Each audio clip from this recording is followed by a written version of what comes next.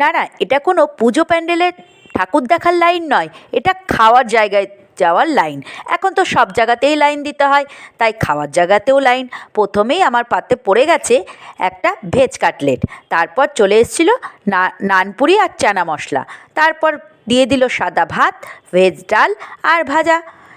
খেতে কিন্তু দারুণ ছিল। তারপরে চলে এসেছিল দই কাতলা, মাছটা কিন্তু বেশ ফ্রেশ ছিল আর খেতেও দুর্দান্ত। তারপরে চলে এলো ফ্রাইড রাইস আর চিকেন কষা, খেতে দারুণ ছিল। চিকেনটা দেখছেন?